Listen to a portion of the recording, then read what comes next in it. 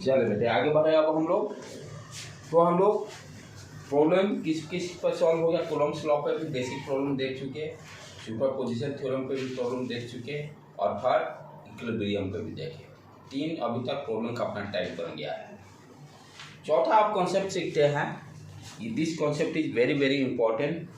जो Coulomb's law में हम लोग परमिटिविटी यूज किए हैं, उस परमिटिविटी का कॉन्सेप्ट क्या है उसको अंडरस्टैंड करना बहुत जरूरी है। इलेक्ट्रोस्टैटिक को कॉन्सेप्ट को क्लियर करना है तो उसको पहले अंडरस्टैंड करें। उसमें हम लोग सीखेंगे रिलेटिव परमिटिविटी क्या होता है। पहले परमिटिविटी,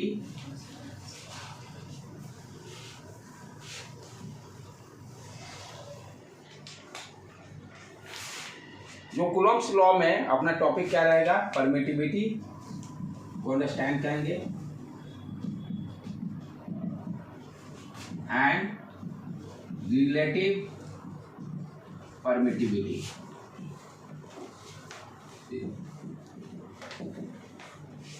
जिस तरह से रिफ्रैक्टिव इंडेक्स हम लोग पढ़ते थे, रिलेटिव रिफ्रैक्टिव इंडेक्स, ठीक है, उसी तरह से यहाँ पे रिलेटिव का टर्म वही है, सिग्निफिकेंस। अब क्या है, ये तो पहले तो ये अंडरस्टैंड करना है कि मीडियम का एक प्रॉपर्टी है, लेकिन इसको सीखेंगे कि एक्चुअल में कर क्या रहा है। मीडियम के कारण जो कूलम्ब्स फोर्स लग रहा है, उस कूलम्ब्स फोर्स पर क्या असर हो रहा है, उस चीज़ को अंडरस्टैंड करेंगे एज ए लेमैन जैसे। तो 2 चार्जेज यदि कंसिडर करते हैं, एक Q1 चार्जेज और दूसरा हम लोग Q2 चार्जेज, दोनों के बीच का डिस्टेंस यदि R कंसिडर करते हैं, राइट। यदि मीडियम एप्सिलॉन लेते हैं, अब अभी एप्सिलॉन नॉट नहीं लिखा हूँ, पहले मैंने एप्सिलॉन नॉट बताया था, और यदि मीडियम दोनों के बीच में एयर है। अब कोई भी मीडियम है, ये मीडियम क्या करेगा कूलम्ब्स फोर्स को, उसको अंडरस्टैंड करेंगे। तो फॉर्मूला अपना क्या है, F = 1/4 pi epsilon Q1 Q2 upon R², ठीक। Where epsilon is permittivity of the medium। Epsilon क्या हो गया, परमिटिविटी ऑफ मीडियम। तो पहले तो ये क्या समझेंगे, ये मीडियम प्रॉपर्टी है पहला जैसा, ठीक। अब ये कर क्या रहा है, ये मैंने अभी क्या लिया है, कोई भी मीडियम कंसिडर कर लिया, राइट। इसमें समझना क्या है कि परमिटिविटी कर क्या रहा है, ध्यान से समझो। ये एप्सिलॉन है, सबसे आपका मिनिमम परमिटिविटी किसका होता है, एयर का, पहला फंडा क्लियर। यानी एप्सिलॉन फॉर एयर सबसे मिनिमम वैल्यू है, इससे ज़्यादा ही होगा।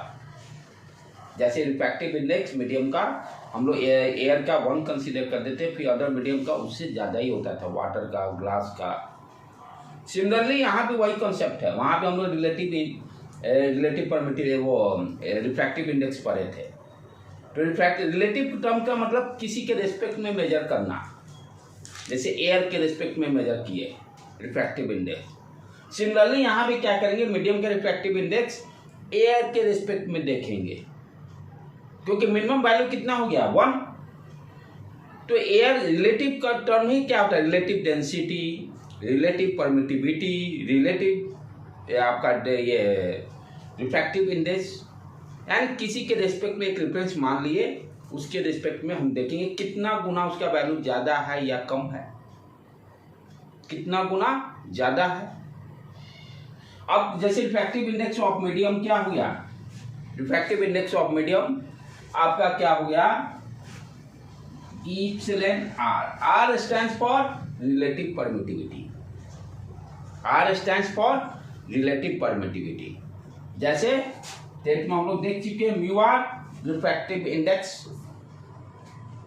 ठीक है, relative mu or relative refractive index हम लोग पढ़े थे। यहाँ सिमिलरली उसी तरह से रिलेटिव का अब किसके रेस्पेक्ट में मेजर किया, जो भी मीडियम है, एप्सिलॉन एम फॉर जो मीडियम होगा। ये मीडियम का किसके रेस्पेक्ट में मेजर करेंगे, एप्सिलॉन नॉट के रेस्पेक्ट में। तो ये रिफ्रैक्टिव इंडेक्स क्या दे रहा, ध्यान से देखो, EM क्या हो गया, EM = epsilon naught into epsilon R। EM medium का रिफ्रैक्टिव इंडेक्स कितना गुना है एप्सिलॉन नॉट के, कितने गुना है? यार क्या दे रहा है? मल्टीपल फैक्टर कितना गुना है? 4 गुना है कि 5 गुना है? जैसे इसको मान लो 4 रख दिया मैं, epsilon R. If epsilon R is 4, it means what you understand? Epsilon R को 4 स्टैंड करने का मतलब एयर से 4 गुना हो गया मीडियम का रिफ्रैक्टिव इंडेक्स। एयर से 4 गुना हो गया। तो रिफ्रैक्टिव इंडेक्स क्या दे रहा है कि मल्टीप्लाइंग फैक्टर दे रहा है एयर के रिस्पेक्ट में कितना है, एयर के रिस्पेक्ट में कितना है, ये क्या दिया? यानी refractive index of medium 4 times of epsilon not. कितने गुना ज्यादा? 4 गुना। तो रिफ्रैक्टिव इंडेक्स दे क्या रहा? वो मल्टीप्लाइंग फैक्टर दे रहा है। कितना गुना बोलते हैं ना, 4 times, 6 times, 10 times, like that. उसी तरह का वैल्यू है एप्सिलॉन आर। तो रिलेटिव परमिटिविटी क्या दे रहा है कि कितने गुना ज्यादा है एयर के रेस्पेक्ट में उस मीडियम का परमिटिविटी। ये सारे जगह यही कॉन्सेप्ट यूज होंगे, जहां पे रिलेटिव पढ़ रहे हो, रिलेटिव डेंसिटी हो, रिफ्रैक्टिव इंडेक्स हो या परमिटिविटी हो। ये सारे क्या है? मटेरियल प्रॉपर्टी है। सारे क्या है? By default. जैसे मास बाय डिफॉल्ट, परमिटिविटी भी बाय डिफॉल्ट, बर्थ से ही वो उसमें आ जाएगा। रिफ्रैक्टिव इंडेक्स बाय बर्थ ही आ जाएगा। इसीलिए सारे में कॉन्सेप्ट क्या है? रिलेटिविटी का सेम कॉन्सेप्ट है।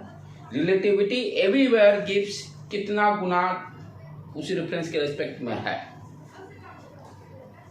अंडरस्टैंड? क्लियर कॉन्सेप्ट में आ रहा है? ठीक है।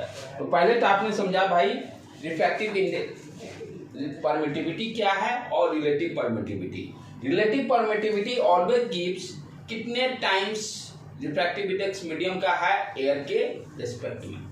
एयर के रिलेटिव वेलोसिटी भी वो थोड़ा डिफरेंट है, नॉट सेम, वो डिफरेंट है।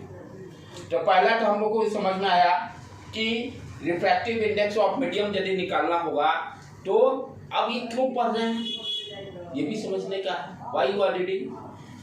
इसके पहले पर्पस क्या है कि हम क्या जानते हैं? रिफ्रैक्टिव इंडेक्स ऑफ एयर कितना था बेटे? 6.67 इंटू 10⁻12 लाइक 8 पॉइंट, हाँ 8.10⁻12 यूनिट रख लेंगे। ठीक है, यूनिट आराम से निकले। ये हो गया न्यूटन मीटर स्क्वायर पर कूलम स्क्वायर। फिर ग्लास का उसी तरह से, ये तो एयर का हो गया, एयर क्या हो गया, उसी तरह से ग्लास का भी होगा। ग्लास का भी आपका रिफ्रैक्टिव इंडेक्स है। ग्लास का आपका है 3 पॉइंट।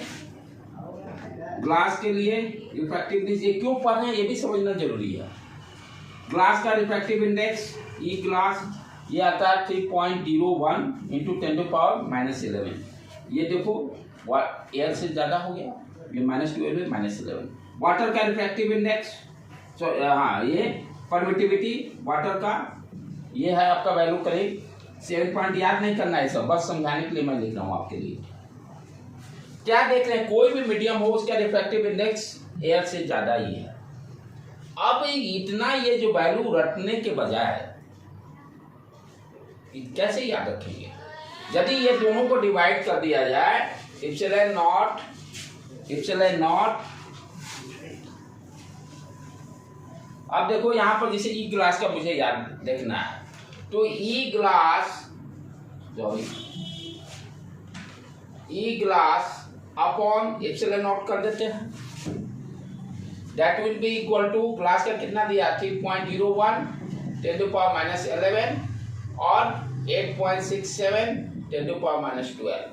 ये कट के ऊपर चला गया 10। ये वैल्यू देखो अब कितना कम आ गया। सम फैक्टर जो भी आए, 2 3 जो भी आए, ये पावर को याद करने से तो बच गया। कितने वैल्यू याद रखेंगे? अब क्या होगा? यहाँ पे ई ग्लास का एप्सिलॉन नॉट का सिर्फ मालूम है 8.67 इंटू 10⁻12 होता है। ये जो भी आ गया फैक्टर मालूम, के आ गया, चाहे ये 2 आ गया, 3 आ गया, what ever the value, 2 times epsilon not. Problem solve करने में भी आसानी होगी, गलतियां कम होगा। ये पढ़ने का पर्पस क्या है? ये लार्ज वैल्यू को याद रखना बहुत मुश्किल काम है। 10 कहीं 10⁻11 लाइक दैट। तो इसीलिए इसको पढ़े। रिलेटिव पढ़ने का पर्पस ये है। और रिलेटिव का मतलब क्या हो गया, कितने टाइम्स, किसके रेस्पेक्ट में, एयर के रेस्पेक्ट में। अब ये कर क्या रहा, तो पहले इसको लिख लो, पहले लिख लो ताकि मिटाऊंगा। परमिटिविटी, रिलेटिव परमिटिविटी, सबसे मिनिमम एयर का होता है, सबसे मिनिमम एयर का होगा।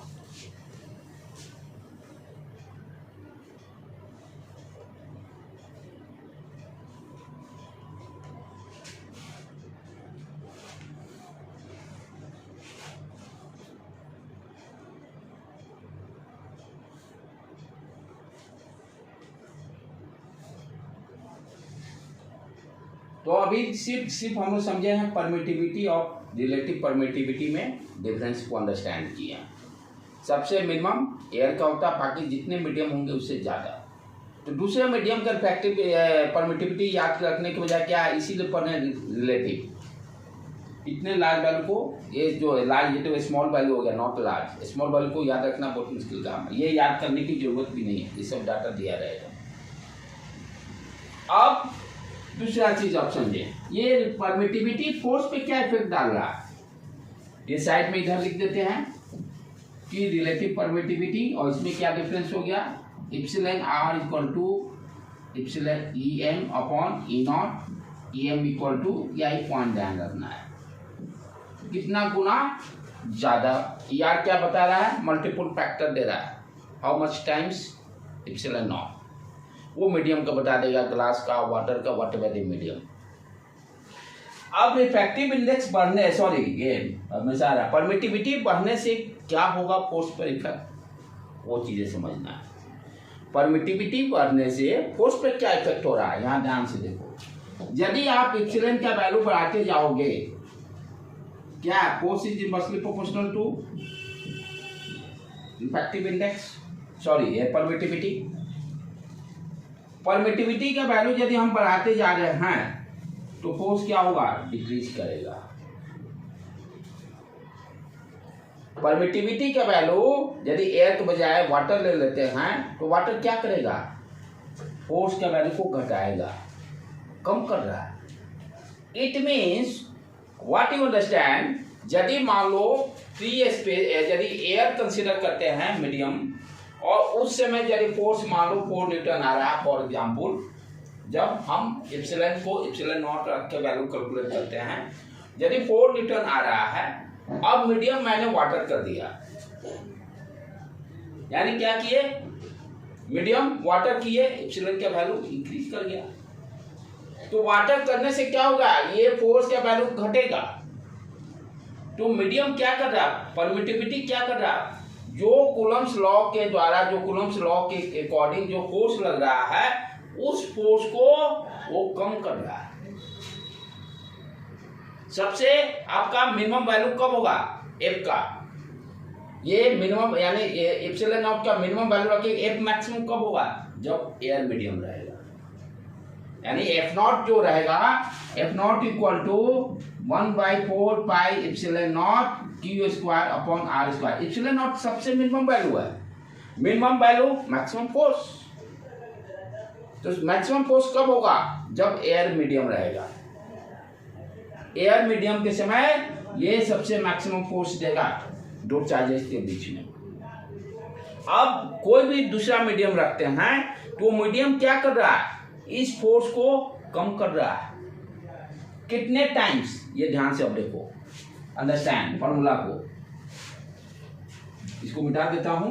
कितने टाइम्स फोर्स को डिक्रीज करेगा, कोई भी मीडियम का आप ले लीजिए force, 1/4 pi E M medium का effective index, Q square upon are square.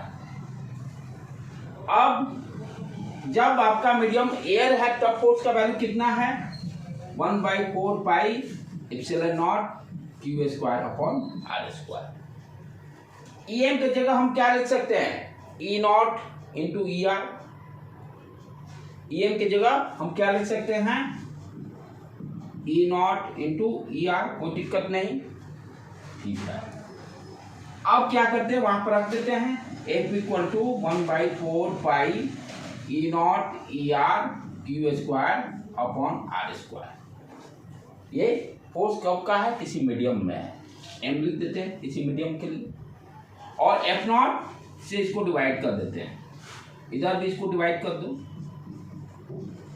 Epsilon naught Q square upon are square. Q square ये गया, 1/4 पाई 1/4 पाई एप्सिलॉन नॉट गया, 1/एप्सिलॉन आर नीचे आ जाएगा, और एफ एम क्या गया, मीडियम, किसी मीडियम का फोर्स एयर से, जो एयर के समय जो फोर्स है, जब मीडियम एयर है उससे कितना डिक्रीज करा, कितना टाइम्स, एप्सिलॉन नॉट टाइम्स,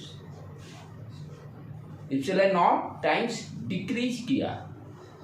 तो परमिटिविटी कर क्या रहा है, यदि एयर से दूसरा मीडियम लेते हैं, फोर्स के वैल्यू को घटा, कितने टाइम्स, 1, जैसे मान लो एप्सिलॉन नॉट 4 है, तो एफ नॉट बाई 4, 1/4 कर दिया फोर्स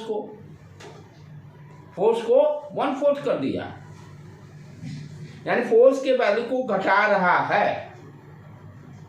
परमिटिविटी कर क्या रहा है, जो दो चार्जेस के बीच में फोर्स लग रहे थे, उस फोर्स के वैल्यू को घटा रहा है, कम कर रहा है। तो ये यानी इसमें क्या चीज है भाई कि कम कर रहा है, ये इसके जो परमिटिविटी जो है किसी भी मीडियम का, उसके पास जो अपना फील्ड होगा, कम करने का मतलब उसी तरह का कोई फोर्स वो भी डेवलप कर रहा होगा।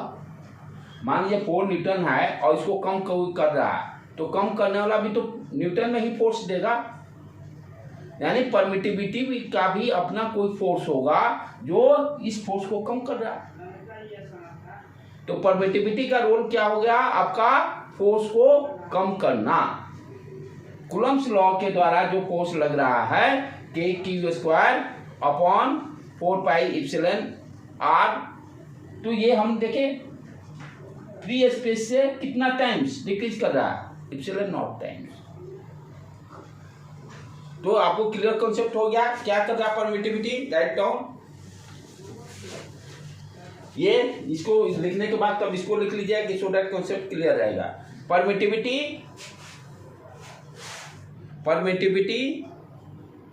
इट्स ओन फील्ड, जो इसका अपना फील्ड है, permittivity its own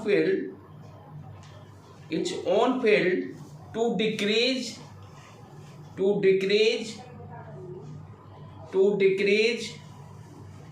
the interaction field means Coulomb's law के द्वारा, ब्रैकेट में डाल दो इंटरैक्शन फील्ड, ब्रैकेट में कूलम्ब्स फोर्स। परमिटिविटी परमिट, हाँ सॉरी थोड़ा सा शुरुआत में चेंज करना, परमिटिविटी परमिट करता है, permittivity permits its own field to decrease the interaction field, bracket में Coulomb's force between two charges।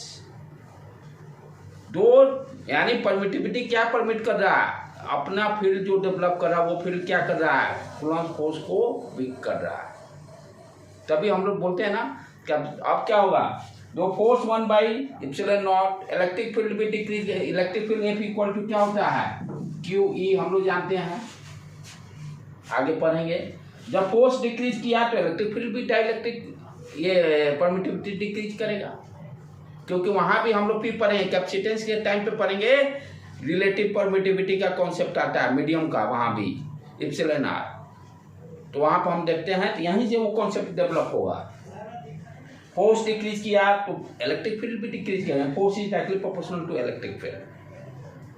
तो आज ये समझना जरूरी था कि परमिटिविटी क्या कर रहा है, जो इंटरैक्टिव फोर्स है कूलम्ब्स लॉ के द्वारा, उस फोर्स को ये डिक्रीज कर रहा है। इसका भी अपना एक फील्ड है, क्या परमिट कर रहा है, ये permit to decrease the Coulomb's force, permits to, permittivity का मतलब permits, permits its own field, इसका जो अपना फील्ड है वो क्या काम कर रहा है, decrease the interactive forces between two charges, when the force is maximum.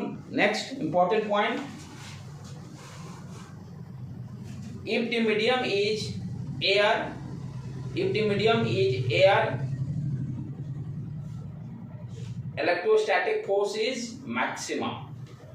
F naught से ब्रैकेट में डाल देना, electrostatic force F naught is maximum, F naught equal to 1/4 pi epsilon naught q square upon r square।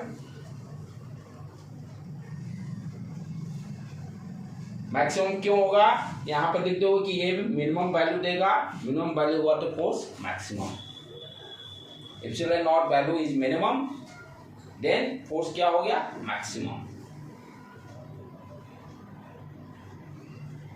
ठीक, for other medium, next इसको लिखने के बाद next point, for other medium electrostatic force equal to F equal to इस formula को ऊपर वाला 1/4 pi epsilon m q square upon r square.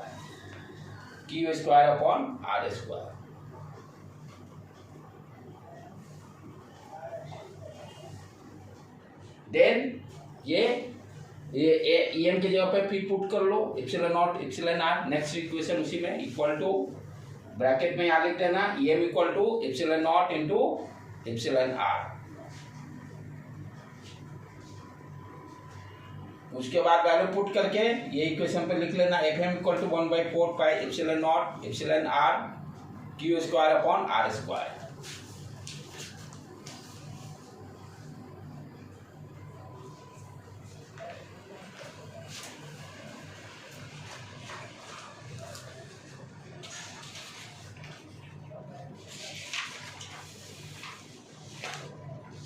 ठीक है बेटे, देन दोनों इक्वेशन को डिवाइड करके ये रिलेशन डेवलप कर लो, किसी भी मीडियम का फोर्स क्या होगा, एफ नॉट, दोनों इक्वेशन को 1 to 1 मान के dividing equation 1 divided by 2 you are getting F M equal to F naught upon epsilon not.